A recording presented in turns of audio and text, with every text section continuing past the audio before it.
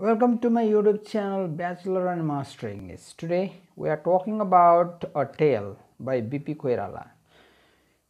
This story, A Tale, was translated and was recited in my earlier video, and here we are talking about this story at a glance. There is a summary and there will be analysis.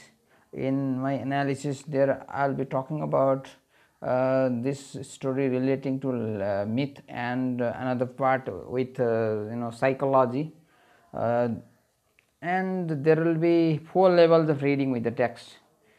So I am sure you will accompany me till the end of this video.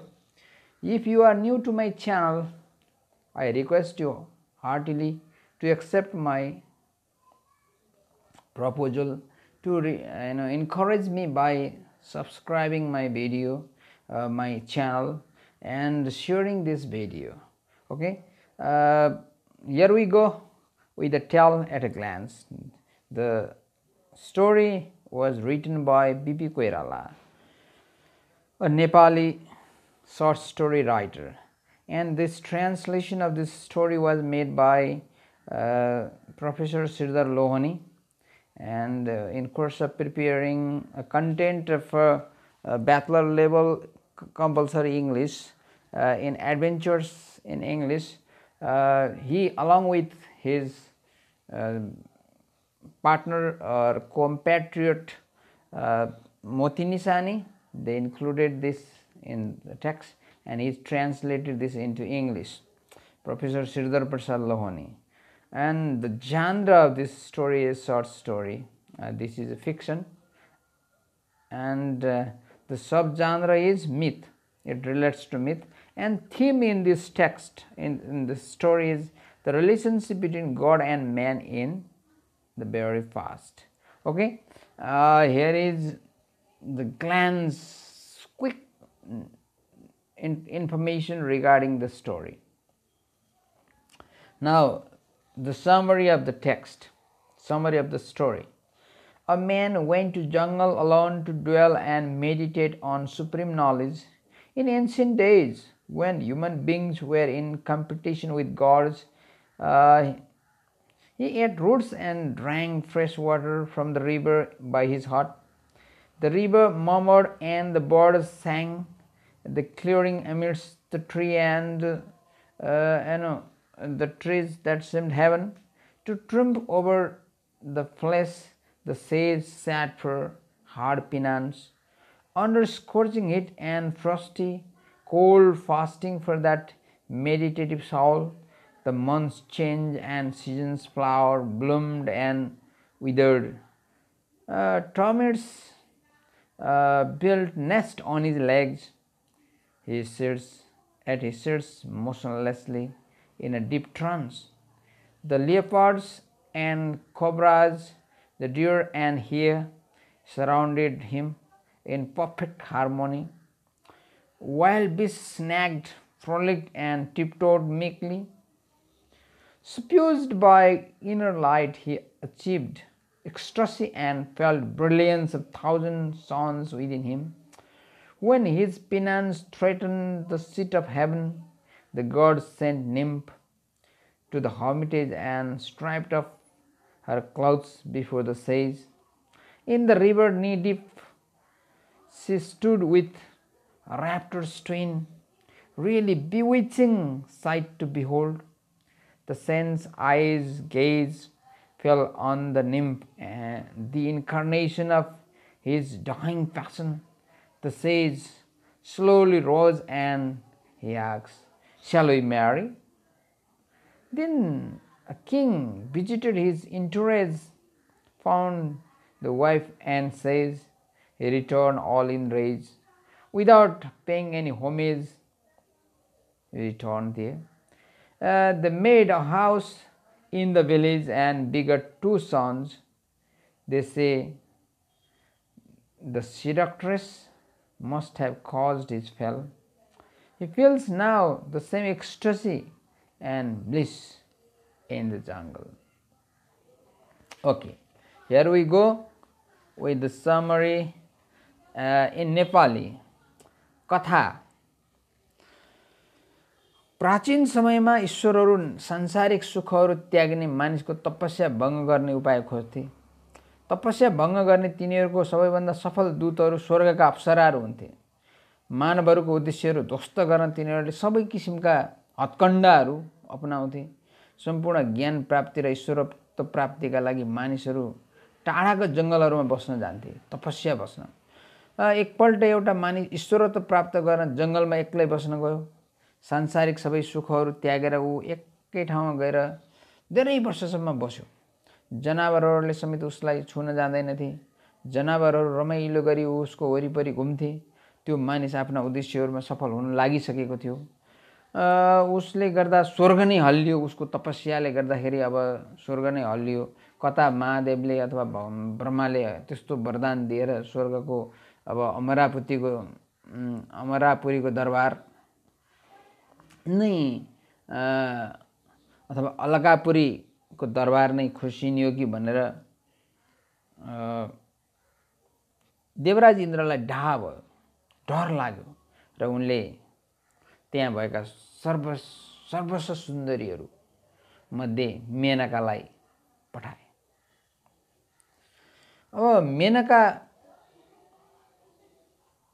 हैन, अनि त्यहाँबाट त्यो अप्सराहरू मेनका जस्तै अप्सरालाई पठाए। अनि त्यो अप्सराले लुगा फुकाली र नदीमा जिस्किँदै नुहाउन थाले। साधुले आँखा खोल्यो। कहिले नमर्ने भित्री काम भावनाको रूप आवेगले उसलाई सजिलै डरायो। तिनीहरूले बिहे गरेर घर फर्के। एकजना राजा आफ्नो दलबलसहित त्यो प्रसिद्ध साधुलाई भेट्न पुगेका थियो, तर निराश भएर फर्के। पछि त्यो साधुको 2 छोराहरू भए त्यो अप्सरासँग। तिनीहरू आफ्ना छिमेकीहरूप्रति अति सहयोगी थिए, तर उनीहरूका छिमेकीहरूले साधुको ईश्वरत्व प्राप्त गर्ने उद्देश्य र उसको पतनलाई बिर्सन सकेनन्। तिनीहरूले उसकी श्रीमती कामुक दृष्टि व्यक्त गरेको भनी शङ्का गरे, तर त्यो साधुले श्रीमतीबाट पाएको आनन्द र परम आनन्दलाई बिर्सन सकेकै थिएन। यसरी अब यो कथाले एउटा मानव मनोविज्ञान, यौन मनोविज्ञानलाई चाहिँ सोझै जोडिरहेछ के। अब भन्ने हो भने के छ भन्दाखेरि कुनै मान्छेलाई एकदम सुन्दर स्त्री चाहियो भने स्त्रीलाई गएर फगाउनुको सट्टा उसलाई चाहिँ भाँति भकुण्डो चाहिँ दुनियाँ गरेर चाहिँ उसको चाहिँ प्रशंसा गरेर उसलाई आफ्नो बसमा पार्नु सट्टा ठुलो तपस्या गरिदिने। ठुलो तपस्या गरेपछि अब चाहिँ इन्द्रको स्वर्गको जुन अमरावतीको दरबारको कुर्सी सिंहासन चाहिँ फर्कन्छ। त्यसपछि उसले त्यहाँ भएका सबसे सुन्दरीहरू पठाइदिन्छ। अनि तिनी सुन्दरीले उसको चाहिँ एउटा तपस्या भङ्ग गर्नको लागि आएका हुन्। आखिरीमा उसको तपस्या के को लागि थियो? त्यही सुन्दरीको लागि थियो। अनि त्यसरी चाहिँ सुन्दरी आफ्नो श्रीमती बनाउनको लागि मान्छेहरूले चाहन्छन् भने एउटा यो कथाले त्यो पनि भन्न खोजे जस्तो लाग्छ है मलाई। तर वास्तवमा त्यो हुन सक्छ या सक्दैन।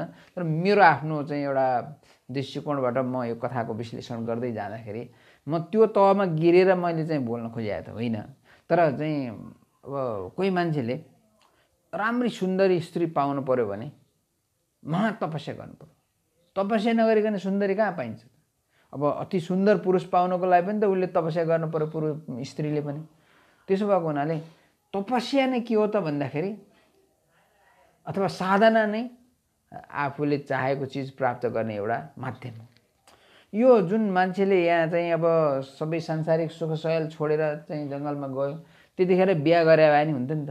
त्यहाँ बिहा गर्दाखेरि अहिले त्यति सुन्दरी कहाँ पाउँथ्यो? बिहा नगरिकन ऊ जङ्गलमा ठुलो तपस्या गर्यो। त्यस्तो चाहिँ हिउँदका कठाङ्ग्रिने दिनहरूमा ती बरफका चिसो पानीमा गएर बस्यो। बडा चर्कँदा चाहिँ एउटा ग्रीष्म ऋतुमा चर्को त्यो आगो दन्केको आगोमा चाहिँ वरि आडा बसेर चाहिँ उसले तपस्या गर्यो। घाम पानी असिना हावाहुरी केहीको प्रवाह नगरिकन ऊ त्यसरी बस्यो र उसको तपस्या यति महान भयो कि त्यो तपस्याले अब स्वर्गको दरबारै अब इन्द्रको हातबाट खुस्किन्छ कि भन्ने उसलाई चाहिँ शङ्का लाग्यो। अनि उसले चाहिँ अब के गर्ने त? लग्न सबभन्दा मान्छेहरूलाई ठेगान लाउने भनेको नै स्त्री हो।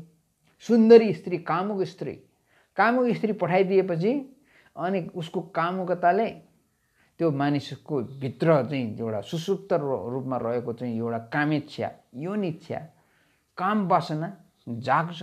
अनि त्यही काम वासनाले मान्छे अन्धो हुन्छ र अनि केटीको पछि लाग्छ।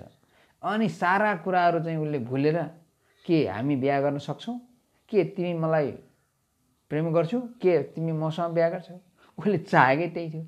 तर पनि उसले के भन्छ, अहिले त होइन भनेर चाहिँ नखरा पार्छ। तर उसको ध्येय के छ, तत्कालै बिहा गरेर उसलाई फसाउनु छ, उसको तपस्या भङ्ग गर्नु छ। अनि त्यो तपस्या भङ्ग गरिसकेपछि उसको चाहिँ उहाँबाट पठाएको लक्ष्य, जे लक्ष्यको लागि पठाइएको त्यो लक्ष्य पुरा हुन्छ। अनि उसले कतिले छोरछोरी पाएर फिर्ता हुन्छन्, कति चाहिँ छोरछोरी पाएर त्यहीँ बस्छन् अनि केही समयपछि जान्छन्। यस्तै जुन मेनका र विश्वामित्रमा पनि विश्वामित्रसँग चाहिँ अब मेनकाले एउटा छोरी पाएकी हुन्छन्, तर त्यो छोरीलाई चाहिँ दुध चुसाउने बित्तिकै चाहिँ दुध चुसाउन थाल्ने हो भने त त्यो छोरीप्रति माया हुन्छ भने उसले त्यो बच्चालाई चाहिँ जङ्गलमा लगेर छोडेर अनि त्यसपछि शकुन भन्ने पक्षीले चाहिँ त्यसको हेरचाह गर्यो। पछि चाहिँ कण्व ऋषिले त्यो बच्चालाई पालेर पछि हस्तिनापुरको महारानी भइन्। उनीको सन्तान भरत हस्तिनापुरको राजा भए। त्यहाँबाट अब अरू कथाहरू त त्यही महाभारतका कथा अन्य कथाहरू पढ्दै थाहा हुन्छ। तर हाम्रो प्रसङ्ग के हो त भन्दाखेरि विश्वेश्वर प्रसाद कोइरालाले एउटा मान्छेको सुसुप्त अवस्थामा रहेको भावना, यौन भावनालाई चाहिँ ट्याक्क चाहिँ परिस्थिति अनुसार कसरी चाहिँ उद्घाटन गर्ने भन्ने तरिकाले चाहिँ यहाँ गर्छन्। यहाँ पनि त्यही हो, त्यो तपस्वीलाई चाहिँ अब एउटी सुन्दरी स्वर्गबाट पठाइएकी सुन्दरी कामुक स्त्रीले चाहिँ फसाउँछ। अनि उनीहरू चाहिँ अब घरजम गरेर बस्छन्। गाउँलेहरूले त अब उसलाई राम्रो मान्छन्, तर एक हिसाबले चाहिँ हेर्दाखेरि त्यो ऋषिलाई, तर चाहिँ त्यो महिलाप्रति उनीहरूले चाहिँ यस्तो दृष्टिले नकारात्मक दृष्टिले हेर्छन्। यही महिलाका कारणले यत्रो महान तपस्वी ऋषिको चाहिँ तपस्या भङ्ग गरेर एउटा हामी जस्तो सर्वसाधारण गृहस्थी जीवनमा ल्याइदिए। त्यत्रो ठुलो तपस्या गरेको चाहिँ त्यत्रो ठुलो चाहिँ विद्वान हुन लागिसकेको ऋषिलाई, महर्षिलाई हुन लागिसकेको मान्छेलाई यस्तो बनाउने भनेको यो आइमाईको कामुकताले हो भनेर अब ऊ एकदम सहयोगी थिए त्यो महिला अप्सरा। तर मान्छेहरूले उसलाई त्यो खालको दृष्टिकोणले हेर्थे। कथा यसरी नै हो। अब के छ भन्दाखेरि मनको कुरा कहीँ दबाएर दमित रूपमा राखे पनि कुनै बेला त्यो चाहिँ उद्घाटित हुन्छ र अनि यहाँको चाहिँ कथामा चाहिँ उसले भने जस्तै यो जुन तपस्वीले आफ्नो तपस्या सबै साधनाहरू तपस्याहरू त्यो भयङ्कर चाहिँ सबै सपनाहरू जुन उसको प्रतिज्ञाहरू तोडेर एउटा सुन्दरीको पछि लाएर घरजम गरेर बसेको छ, त्यस्तै हुन्छ। त्यो भएर हामीले चाहिँ यो कथाले भन्न खोजेको के हो भन्दा हामीले आफ्नो लक्ष्य के हो, हामी कुन लक्ष्यको लागि काम गरिरहेछौँ र के पाएर चाहिँ हामी त्यहाँ अब त्यो लक्ष्य भुलेर त्यतातिर लागेका छौँ। वास्तवमा हामीले आफ्नो लक्ष्य भुल्नु हुँदैन, आफ्नो साधना भुल्नु हुँदैन। त्यहाँ हाम्रो चाहिँ साधना प्राप्तिका हेतु हामीरा चाहिँ बाटोमा तगराहरू धेरै आउँछन्, धेरै अवरोधहरू आउँछन्। ती अवरोधहरूलाई चिर्दै हामी आफ्नो चाहिँ लक्ष्यमा जसरी पनि पुग्नुपर्छ। त्यो लक्ष्य हासिल गर्नको लागि हाम्रा बाटामा आएका तगराहरू, आफ्ना अवरोधहरू सब हटाएर हामी त्यहाँ पुग्न सकेनौँ भने हाम्रो यो चाहिँ मुखले गर्ने भन्ने तर व्यवहारमा नगर्ने, कथनी र करनीको बिचमा फरक हुने अवस्था आउँछ भन्ने चाहिँ यहाँ भन्न खोजे हो। Okay, that's all with the Nepali discussion of a tale by Bishweshwar Prasad Koirala, Nepali short story writer, very famous writer of Nepali literature in this aspect, especially using psychoanalysis, the part of hidden desire that makes the people blind, and the illusion of and sex or other parts of human life that encompasses in this story. And here we go with the analysis. A tale reads like a myth.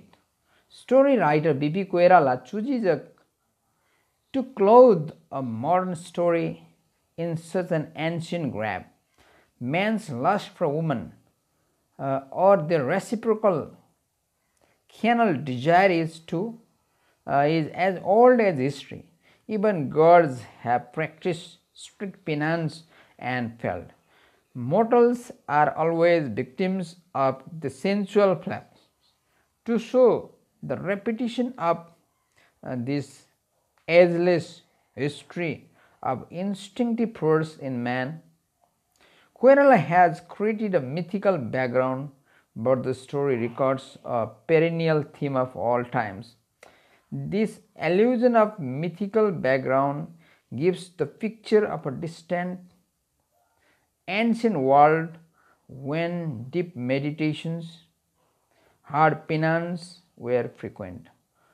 On the contrary, the fall of the sage is compared with ecstatic bliss. Bliss, physical satisfaction gives one untold joy, a state which can be realized by great sense only. For Koirala, to suppress physical desire strictly is foolish. Satisfy the sexual desire and achieve the bliss. This theme is enlarged in the famous novel Teen Gumti and in other works.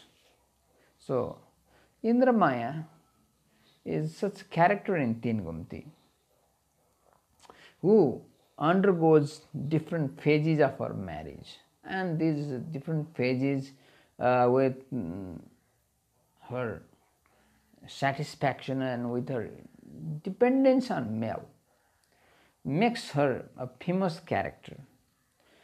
The woman who marries with a man and the man goes to jail and she marries with another, and the man whom she had married earlier, and the man comes back from the jail and again she goes and marries with him. It's that Teen Gumti.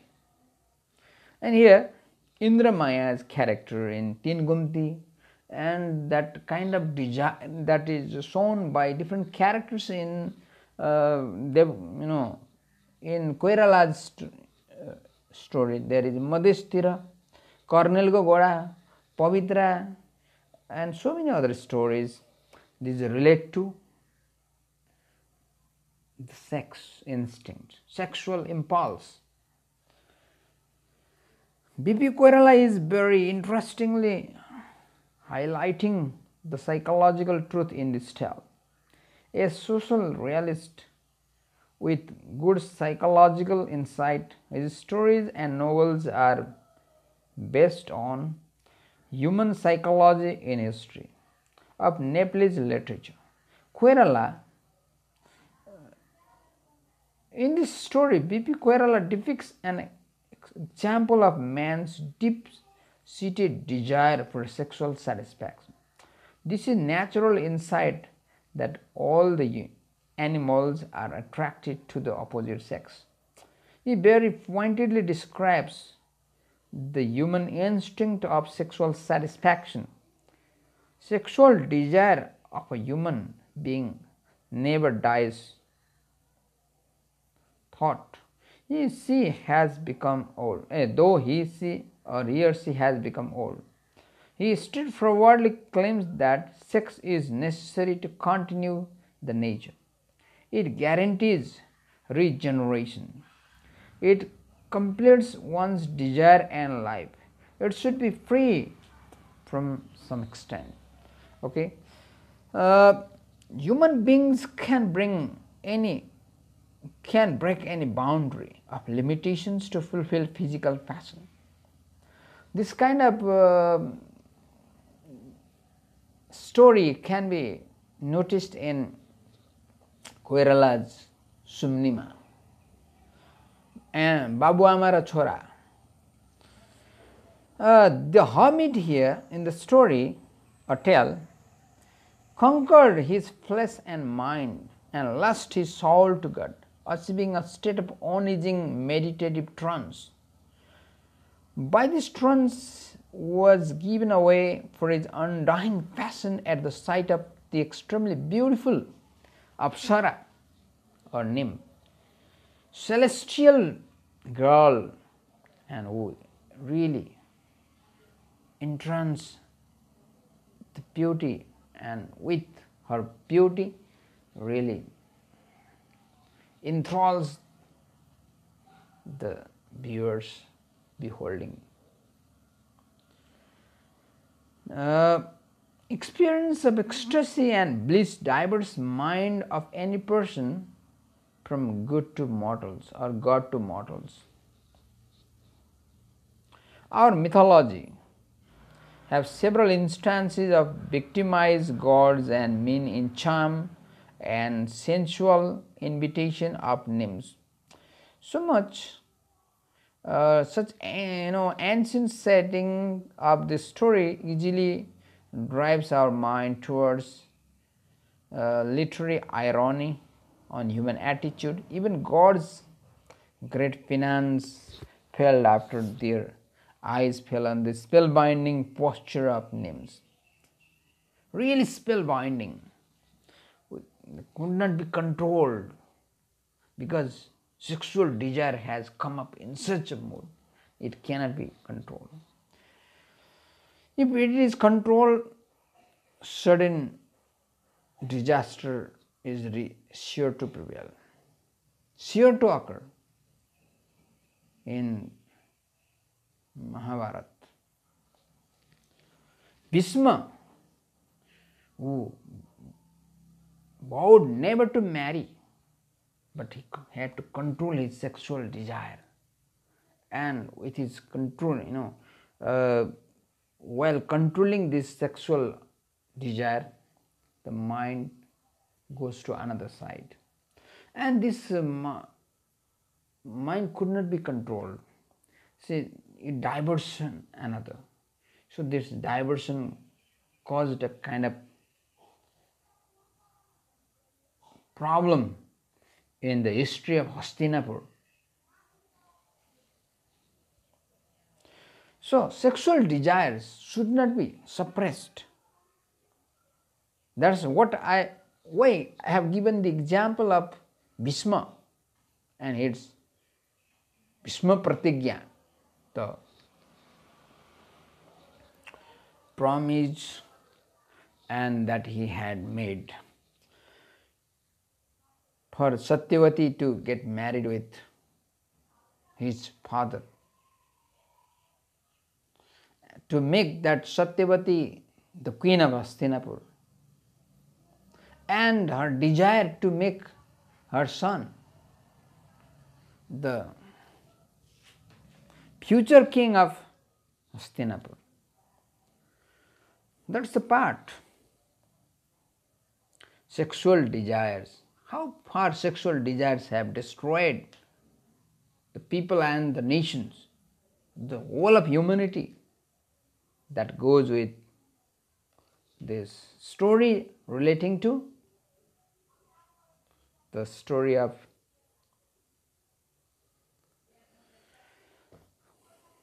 Vishwamitra and Menaka, and the story of even Bhishma Pitamaha. Sex really victimizing, and there is pleasure, but people pretend to be morally bound to the chastity.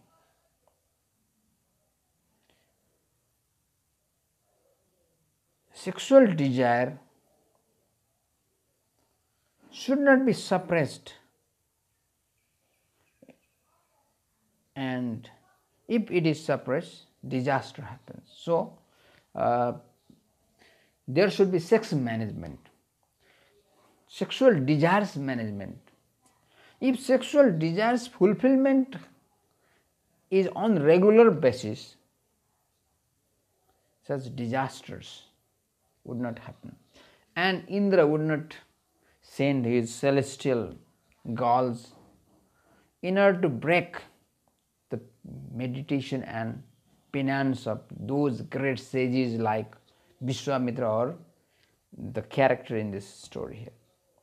Okay, this is a kind of discussion I have made with this a tale by B.P. Koirala. Now, the man who desires for sex for some causes, he intends a proper balance between the demands of one's body and soul. Beautiful body of women lures everyone. Sages also breaks down the penance. They forget whatever they have promised. With the examples of sage and saints, Koirala discusses the path of glory. He alerts people to enjoy luxurious life for the better living. Penance and sex are not contrary to each other.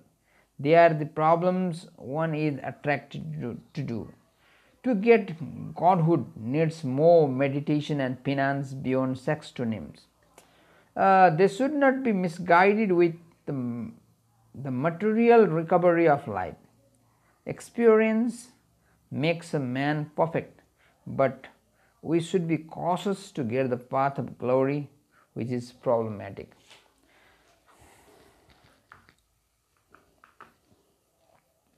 Now let's go with the 4 levels of reading with the text.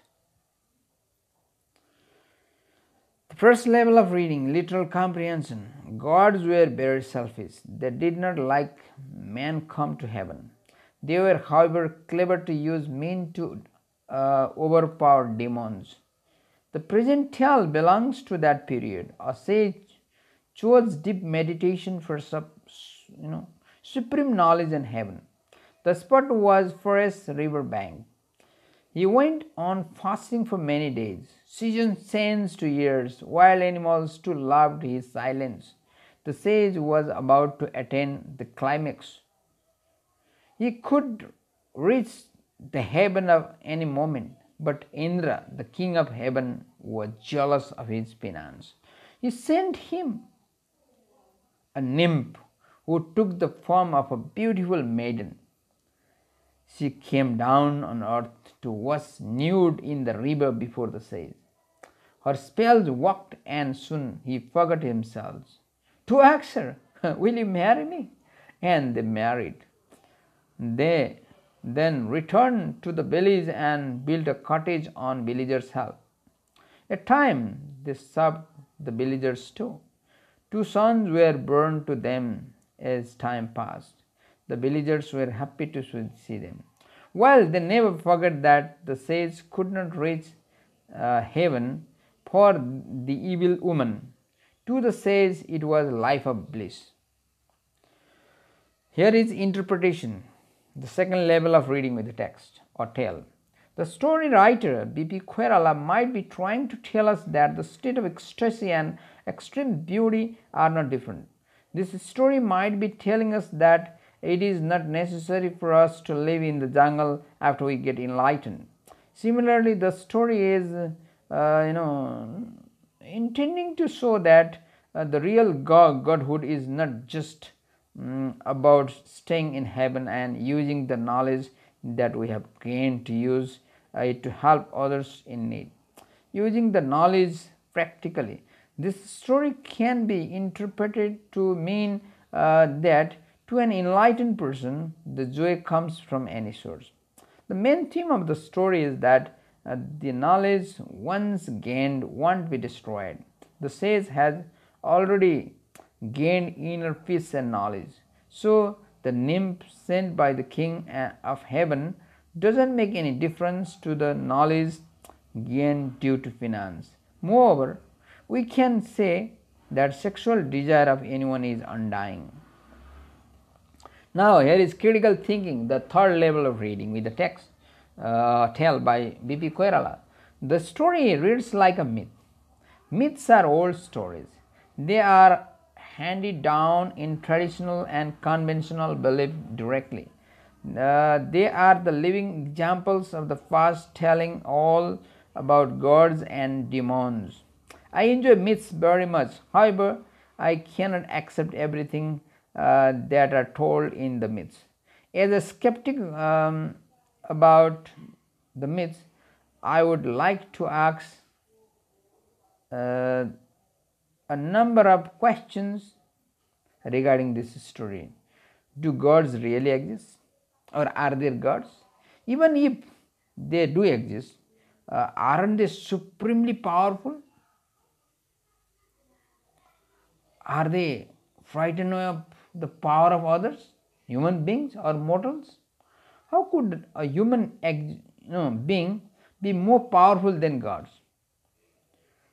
Don't gods protect human beings? Isn't it their responsibility to as a protector of these human beings? How could they be jealous of humans and wish for the downfall instead? Can a person survive when he plunges into ice cold water in winter? Can he sit in front of the fire in summer? If a man experiences the bliss while leading a domestic life, why does he go into the jungle leaving the society? There are a lot of questions but with this, when these questions or when these queries are asked, this story is very beautiful. Here is assimilation.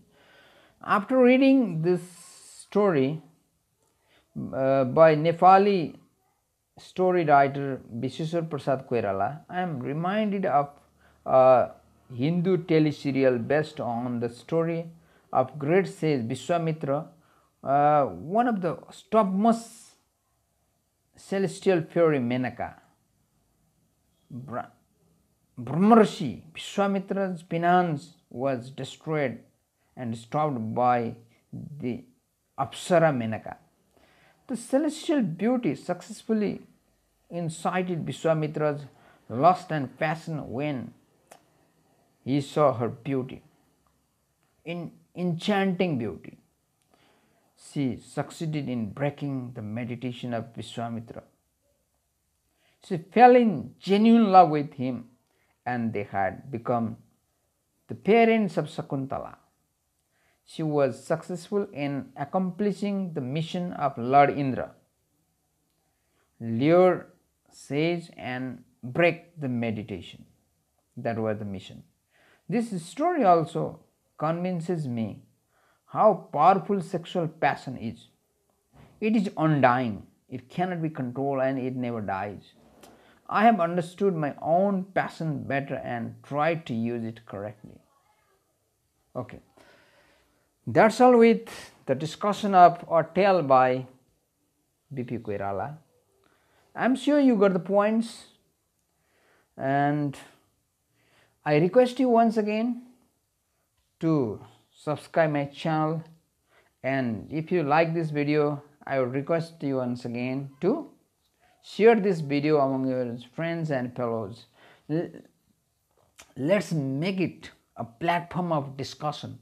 This YouTube channel, Bachelor and Master English, has been growing day by day, and I want your participation, I want your encouragement, I want your support to move ahead in the path of adding one dimension to the discussion of these literary pieces, and those students who are deprived of getting formal education in college and other institutions, they shall be really benefited from my attempts through this YouTube channel. So I request you once again, please subscribe my channel. Thank you very much for your time and patience.